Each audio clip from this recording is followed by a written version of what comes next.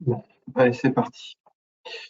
Donc, bienvenue messieurs pour cette présentation de PowerMill et les outils tonneaux. Nous allons vous montrer comment utiliser les outils tonneaux avec la solution Autodesk PowerMill.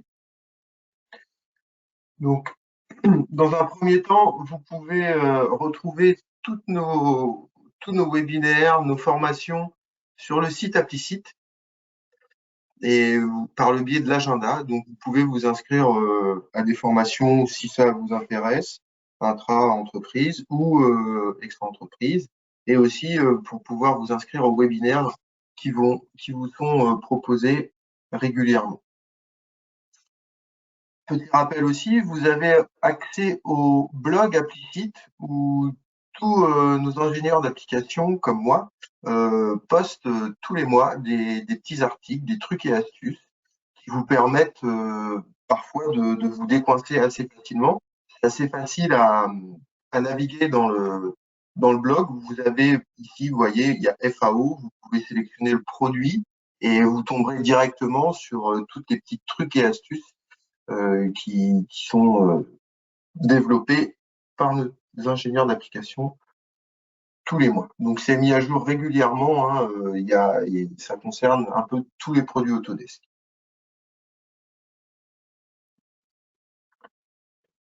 Donc un petit rappel des webinaires que nous allons faire en 2022. Donc les extensions de Fusion 360, ça a déjà été fait.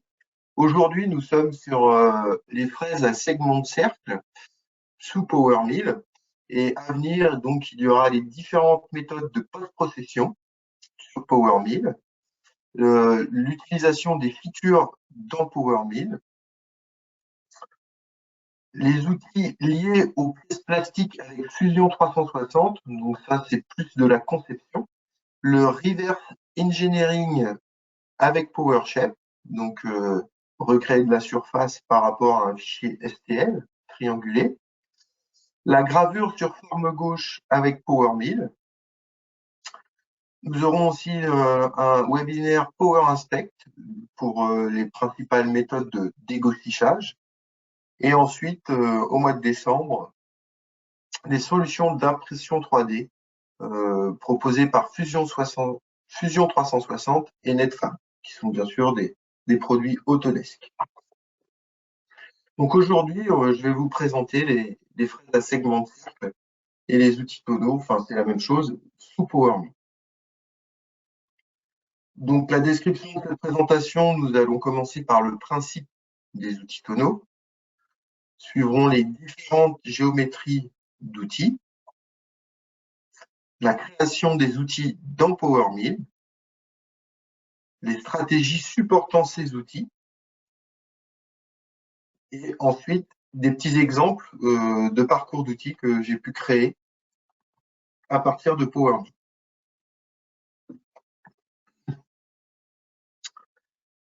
Donc le principe de l'outil tonneau, ça vous permet un meilleur contact entre l'outil et la pièce que les fraises hémisphériques classiques, ce qui est compréhensible, parce que du coup, on a des rayons beaucoup plus importants, et du coup, ça va diminuer les hauteurs de crête, et du coup, ça va vous permettre d'augmenter votre incrément.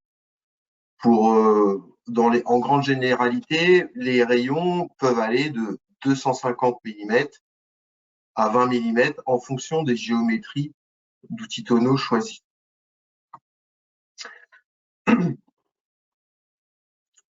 Donc le principe de l'outil tonneau, c'est de faire varier le point de contact entre l'outil et la pièce à usiner. À l'heure actuelle, il n'y a pas de stratégie dédiée à l'utilisation de ces outils tonneaux dans PowerMill, donc il n'y a pas de stratégie qui peut faire varier ce point de contact. Néanmoins, beaucoup de stratégies de PowerMill supportent ces outils tonneaux. Et ça se configure bien généralement de la même façon qu'un outil standard, mais ça vous oblige à fixer manuellement le point de contact entre votre outil et votre pièce. Donc, je vous montrerai par le biais des exemples à la suite comment on peut faire varier ce point de contact. On va jouer sur l'élévation, bien généralement, ou de notre outil. Donc, pour rappel, le principe, si on a une géométrie qui est plane, il suffit de modifier votre angle longitudinal ou transversal. Bien généralement, ce sera plus du transversal pour que bien faire coïncider le point de contact de notre outil et de notre pièce. Ici, on voit que sur un outil hémisphérique, le point de contact, c'est un point. Ici, c'est un point aussi, mais vu qu'on a un gros rayon d'outils, ça va nous permettre d'avoir des incréments beaucoup plus importants.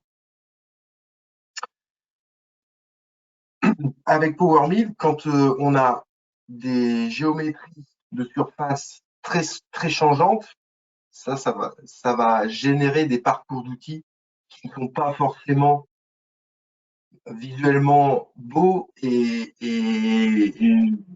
le résultat, si on n'a pas un beau parcours d'outils, on n'obtiendra pas un bon résultat en machine, bien sûr. Sur une finition de type pâle, là c'est un petit exemple, on peut obtenir une crête de 0,125 mm, donc 1/10 25, avec une fraise hémisphérique de diamètre 25 mm et avec un incrément de 5 mm. Tandis qu'avec un outil tonneau de 25 mm qui a un rayon de tonneau de 60 mm, pour avoir la même hauteur de crête, on utilise un incrément de 7,74 mm. Bon, l'incrément, c'est facile de le calculer. En faisant un petit dessin sous PowerShape, on se rend vite compte qu'on peut augmenter les incréments. De toute façon, plus le diamètre de l'outil augmente, plus la hauteur de crête diminue pour un même pas. Donc, je vais vous présenter maintenant les différentes géométries d'outils. Bien généralement, les carburiers proposent 3 types d'outils. Le premier type d'outil, c'est la forme conique. On voit bien que l'outil a un cône. Moi, j'ai regroupé dans la forme conique 2 types d'outils généralement proposés par les carburiers, parce qu'en fait, ils font varier ce rayon, plus ou moins. On peut avoir un rayon de 85 qui va correspondre un petit peu plus à cette géométrie d'outils, et un rayon de 250. On va vraiment avoir l'impression d'avoir une fraise de conique, mais le rayon est très important. En fonction de la géométrie de cet outil-là, vous allez vraiment pouvoir usiner des cavités profondes et difficiles d'accès. Bien sûr, en utilisant un axe outil adéquat. Ensuite, on a l'outil tonneau. C'est un tonneau complet, en fait. Ça ressemble à un tonneau. Et ça, c'est vraiment dédié pour les surfaces où il n'y a rien autour qui va gêner, pour pouvoir permettre d'utiliser au maximum plus cette zone de l'outil pour avoir un bel état de surface. Et ensuite, la troisième géométrie d'outil, c'est plus dédié pour l'usinage de fond de poche. C'est l'outil type lentille qui, lui, va plus travailler en bout d'outil. Donc, pour créer ces outils sous PowerMill, en fonction de la géométrie, pour les outils de type conique et les outils de type tonneau, il faudra créer un outil de type tonneau. Ensuite, vous renseignez les valeurs de votre fabricant afin d'obtenir la géométrie d'outil souhaitée. Vous voyez qu'avec le même type d'outil, l'outil tonneau, on peut générer un outil de forme conique ou un outil de forme tonneau. Bien évidemment, c'est en remplissant les valeurs au bon endroit que vous obtiendrez la bonne géométrie d'outil. Vous voyez, par exemple, ici, on a mis un rayon supérieur à 0 afin d'obtenir un outil conique. Et le deuxième Le troisième type d'outil, c'est l'outil de type lentille. Il faudra créer un outil de forme. Donc, il faudra soit extraire un profil de PowerShape et l'intégrer ensuite sous PowerMill pour avoir la géométrie de votre outil. Après, les carburiers proposent une grosse gamme de diamètres. Maintenant, ça a quand même pas mal évolué. Là, je suis parti sur des outils de type IMUGE. C'est des outils que j'ai déjà pu utiliser dans l'industrie aéronautique et mettre en place sur les machines, bien sûr. Donc, comme je vous disais, il n'y a pas de stratégie dédiée à l'utilisation des fraises à segment de cercle dans PowerMill, car en fait, vous pouvez utiliser ces outils dans toutes les stratégies de finition. Donc, je vais vous présenter plusieurs exemples pour utiliser ces fraises dites tonneaux. Un premier exemple de type projection de surface, un deuxième exemple de type Z constant, un troisième de type finition de surface et un quatrième de type finition ligne de flux. Bien entendu, j'ai préparé des trajectoires d'outils sur la même pièce. Donc, le premier exemple, c'est usinage projection de surface. J'ai fait une projection de surface, bien entendu, j'aurais pu utiliser la finition de surface. Le résultat aurait été la même chose, vu que la projection n'était pas réellement utile sur ce truc.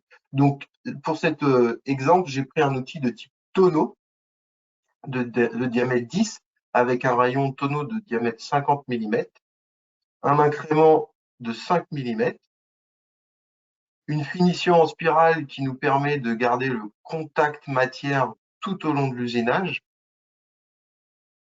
un axe outil vertical et un angle fixé à 85 degrés en élévation. Donc voici la simulation de ce parcours d'outils. L'axe vertical et l'angle fixé à 85 degrés nous permet directement de passer en 5 axes.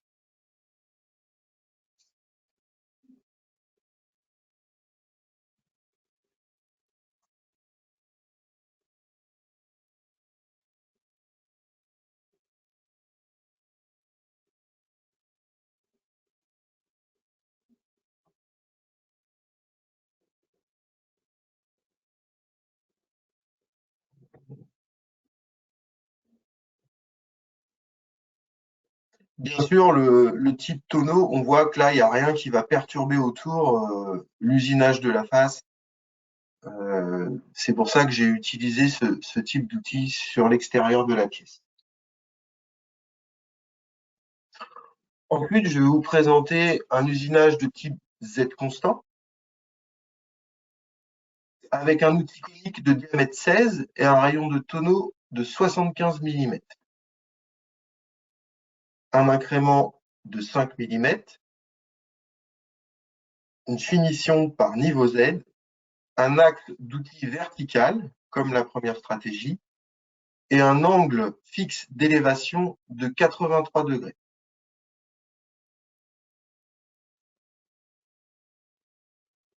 Donc, bien sûr, pour cette stratégie, j'ai été obligé de faire une petite construction de surface pour pas que l'outil sorte de ma poche. En fait. J'ai rajouté une surface que là, on ne voit pas visuellement à l'écran.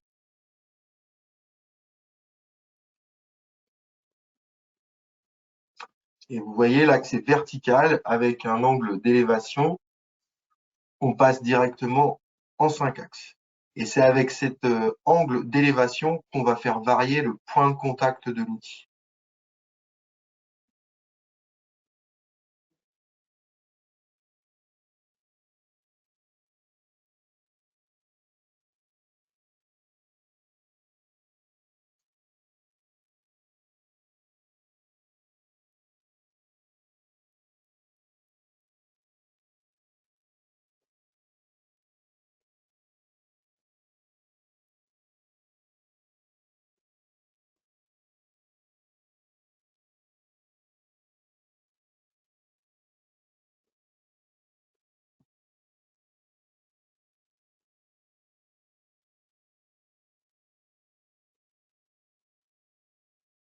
Monsieur Coupé, j'ai bien vu votre question.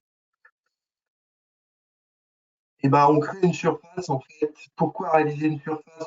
Pour limiter le parcours d'outils. En fait, on crée une surface pour utiliser les courbes isoparamétriques afin de générer le parcours d'outils, les courbes U et V.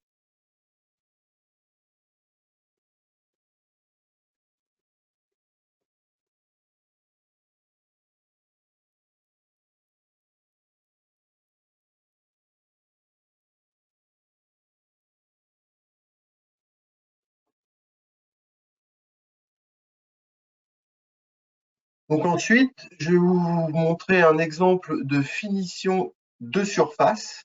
Donc, on va s'appuyer sur les courbes U et V de cette surface avec un outil de type lentille. Parce qu'on voit que c'est vraiment le fond de la pièce qu'on va usiner. Donc, l'outil est de diamètre 8 et a un rayon de tonneau de 15 mm. Bien entendu, les outils de type lentille ont des rayons de tonneau moins importants que les outils coniques ou tonneaux.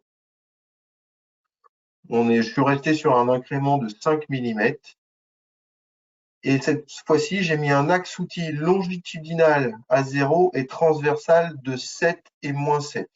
Comme vous pouvez le voir ici, j'usine une première partie avec un angle transversal à moins 7 et une seconde partie avec un angle transversal à 7. Bien entendu, c'est exactement la même stratégie, j'ai juste limité la zone d'usinage par le biais des limites U et V que l'on trouve dans l'option motif de la stratégie de finition de surface. Je pourrais vous montrer après par la suite, à la fin quand on aura des questions. Et le mode est en normal de contact, le mode de calcul de l'axe outil. Donc ce n'est pas une forme plate, il y a un petit galbe sur cette forme.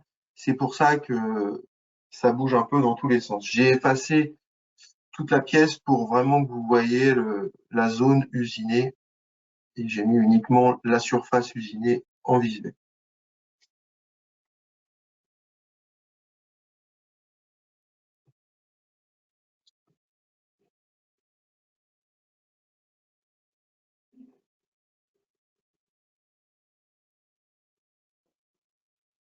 Donc bien sûr, l'incrément que j'ai mis là, le résultat ne sera pas probant. Il faudra adapter l'incrément à votre outil. Là, j'ai mis un pas assez important pour que ce soit visuel pour la présentation. Il faudra bien adapter l'incrément choisi à hauteur de crête désirée.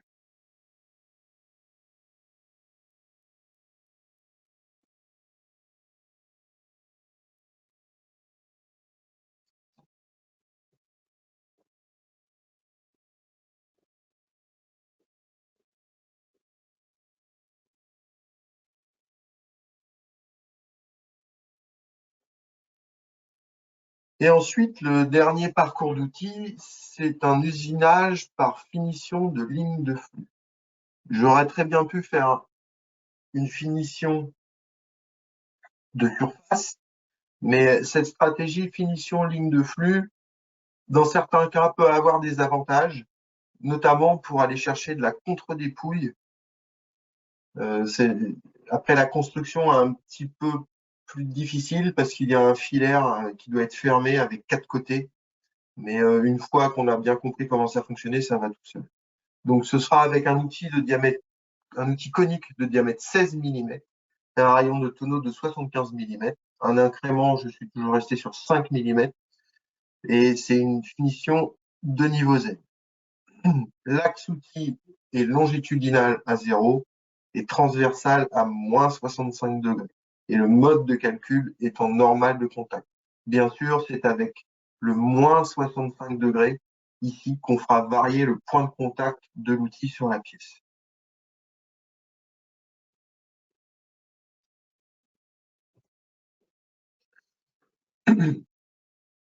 La finition ligne de flux vous permet d'usiner plusieurs surfaces. La finition de surface, vous pouvez usiner qu'une seule surface. on peut voir, je vais faire pause au bon moment, ici, ah, j'ai pas fait pause, qu'il y a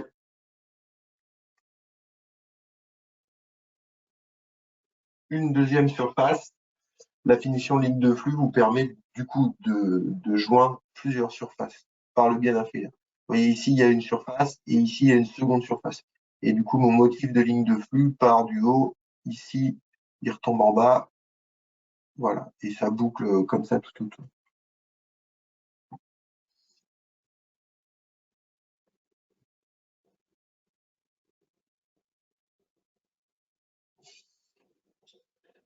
Et ben, l'incrément par rapport à Monsieur Coupé, pour calculer l'incrément, il suffit de vous faire un petit dessin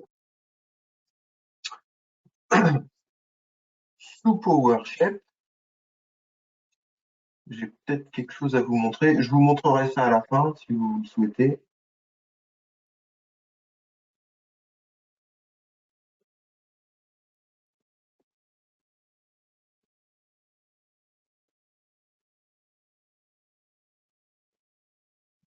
Bien sûr, on peut usiner la surface complète à l'intérieur, il suffit de modifier le motif.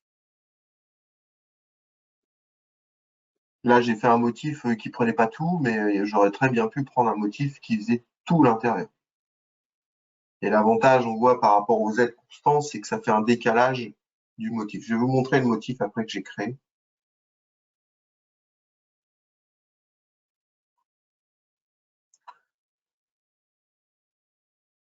Voilà, donc je vous ai montré un petit peu comment utiliser les outils tonneaux avec PowerMill, à savoir que Autodesk travaille sur une stratégie dédiée pour ces outils et ça nous permettra certainement au logiciel de faire varier le point de contact automatiquement en fonction des géométries de vos pièces.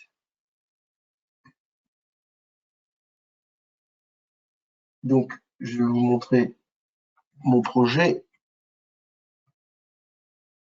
la finition ligne de flux.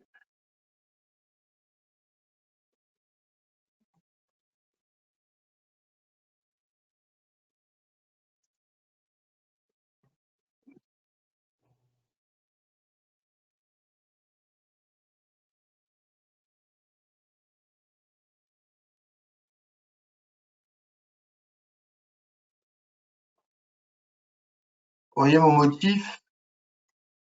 Donc, le vert, c'est la courbe de départ.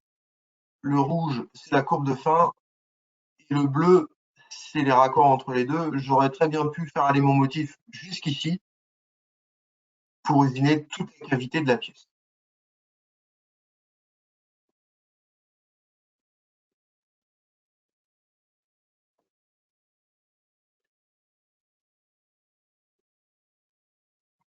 Donc, je vais réactiver vos micros. Si vous avez des questions,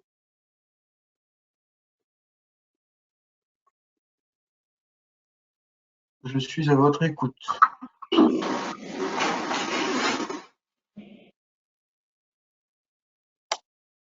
Oui, vous pouvez nous montrer les motifs U et V là, les directions?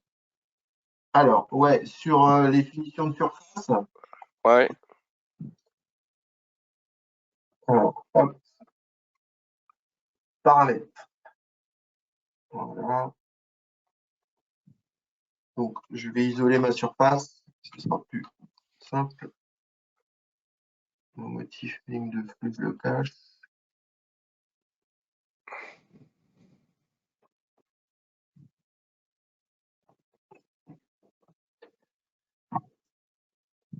Hop.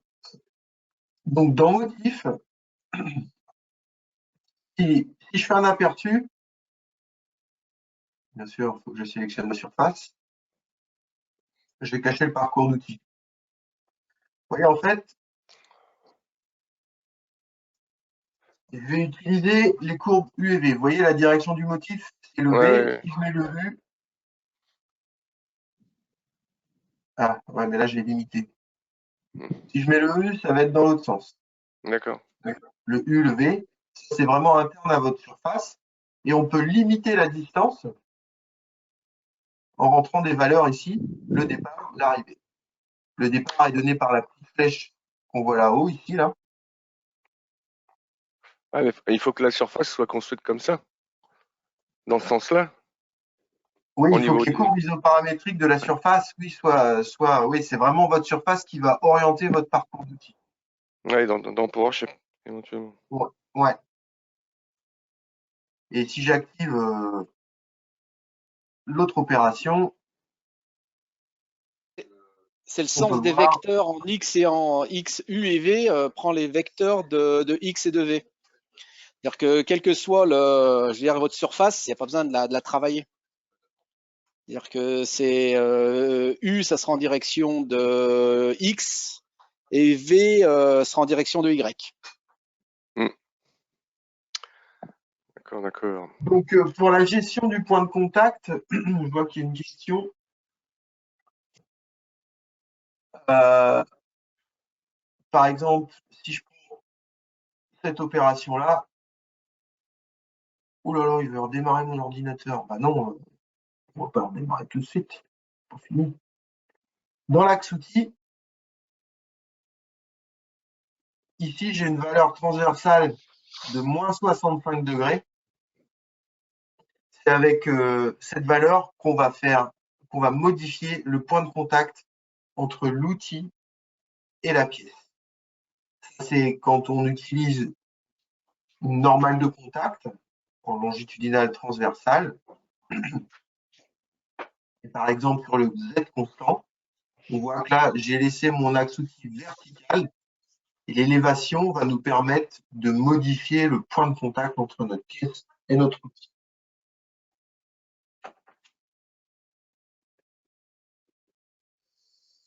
Ensuite, j'ai une autre question. Les U et V sont indépendants des X et Y. Oui, les courbes U et V sont liées à votre surface. Après, il faut, si vous faites une finition de surface, je vais réactiver celle-ci. Il faut bien sûr sélectionner votre surface et vous faites un aperçu ici. Vous voyez, je suis directement dans finition de surface et il va vous afficher le motif que vous pouvez modifier ici. Donc U, V, spirale, vous pouvez faire du balayage unidirectionnel, bidirectionnel et ça vous spécifie les points de départ. Et vous pouvez limiter les distances U et V. Donc, grossièrement, si j'avais voulu limiter le V aussi à 30, si je fais un aperçu, vous voyez, ça réduit tout de suite ma zone où je vais avoir du parcours d'outils.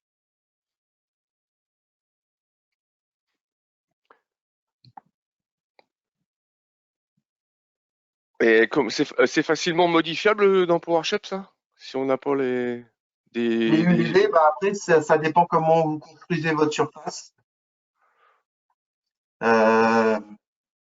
Bien généralement, on arrive à appuyer du parcours d'outils sur les surfaces créées. Sinon, il faut repasser par le surfaceur intelligent et lui donner des courbes limites afin de reconstruire votre surface pour orienter vos isopars, soit recréer un réseau, soit Ouais. ça c'est la construction. Après, c'est vraiment purement CAO pour mais bon, généralement, on arrive à avoir des graphiques tout. Si par exemple, je fais un aperçu sur cette surface-là, et bah, et tout. Si je limite pas aperçu, vous voyez là, on voit les courbes. Là, ça c'est les D. Du coup, si je prends les U, ce sera dans le Ouais. sens.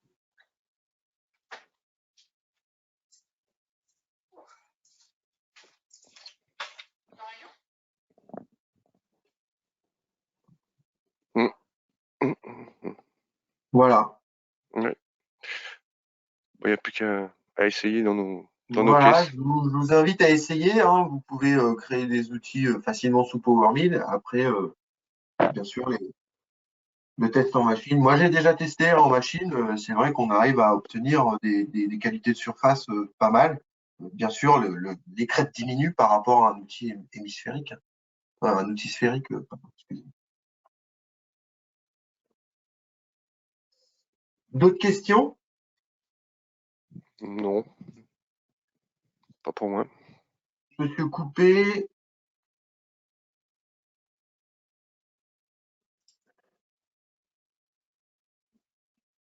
Ok. Bon, bah, si c'est bon pour tout le monde, on va arrêter là. Bien sûr, si vous avez d'autres questions, n'hésitez pas à nous les poser par le biais de notre support. On est à votre disposition pour y répondre. Et bien sûr, si on sera à votre écoute si vous souhaitez des formations, des choses comme ça. N'hésitez pas à revenir vers nous. Écoutez, messieurs, je vous souhaite une bonne journée et à Merci. bientôt pour un prochain webinaire. Merci. À bientôt. Merci. Au revoir. Au revoir.